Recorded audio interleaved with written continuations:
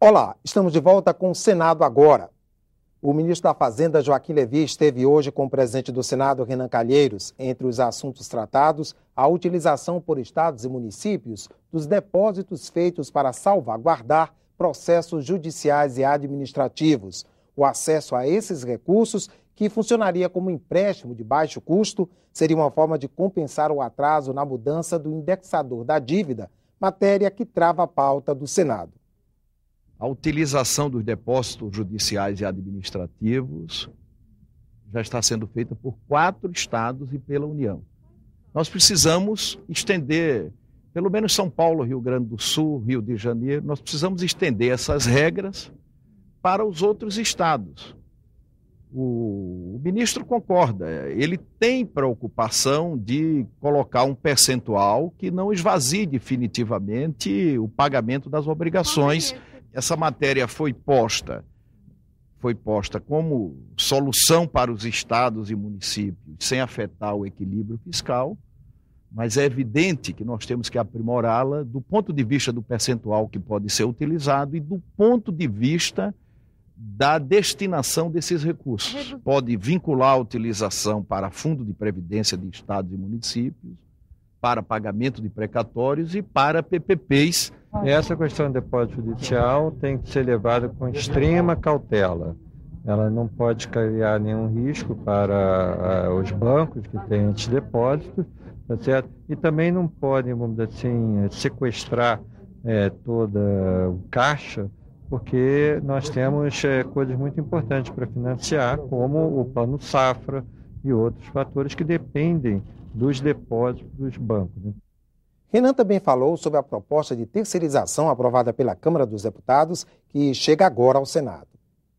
Não pode regulamentar a terceirização da atividade fim sem botar um limite.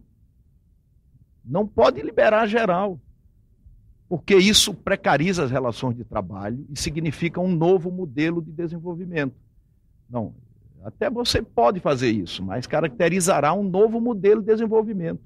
Porque o que não tem sentido, absolutamente nenhum sentido, é no momento em que o Estado aumenta impostos, já são 36 bilhões de aumento de impostos, no momento em que se aumenta a taxa de juro, a empresa e o sistema financeiro acharem que vão resolver o problema da produtividade transferindo a conta para o trabalhador.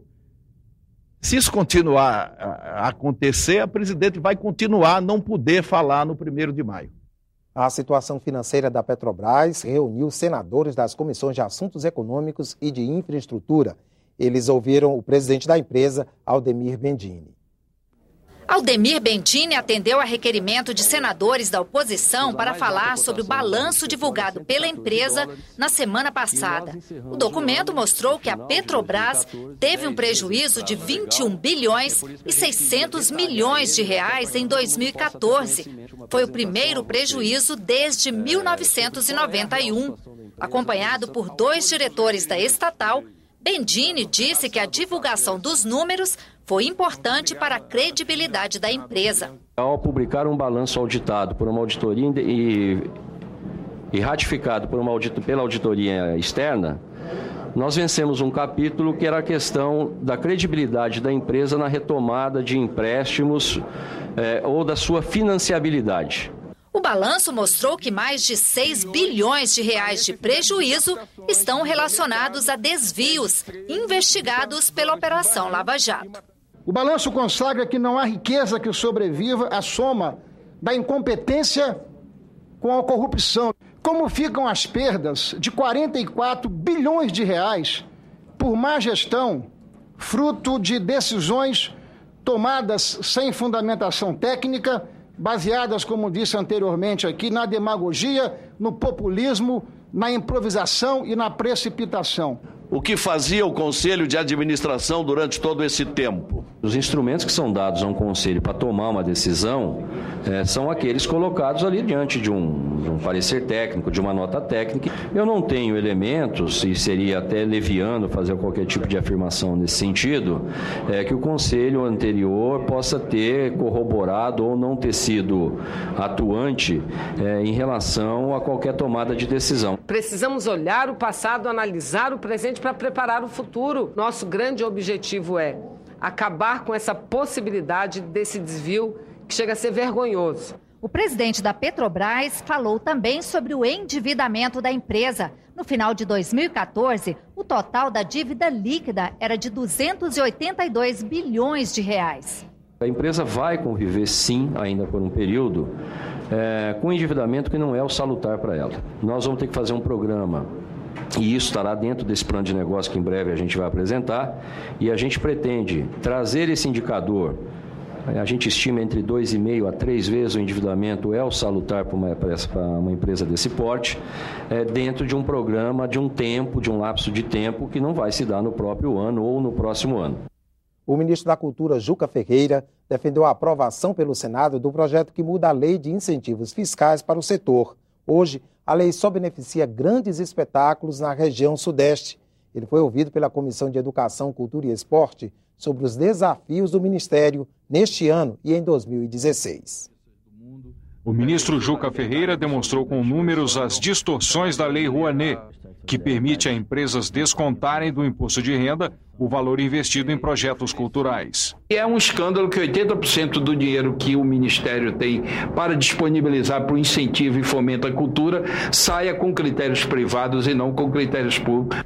Por isso, o ministro defendeu a aprovação de uma proposta em tramitação na Comissão de Constituição e Justiça do Senado. O texto reformula a Lei Rouanet, estabelecendo que cada região brasileira receba um mínimo de 10% do Fundo Nacional da Cultura, que será formado com as contribuições privadas e governamentais.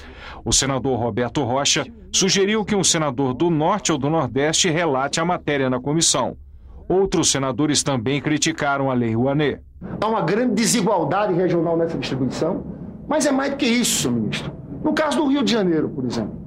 Por onde eu ando no Rio de Janeiro, a reclamação é gigantesca. Porque não chega recurso na Baixada Fluminense, não chega na Zona Norte, não chega na Zona Oeste. São os mesmos grandes espetáculos, as mesmas coisas que acontecem nas mesmas regiões da Zona Sul do Rio de Janeiro. O Senado agora volta a qualquer momento com outras notícias. E se você quiser receber informações da programação da TV Senado, se inscreva no nosso canal do YouTube. Acesse youtube.com/TV Senado. Até a próxima.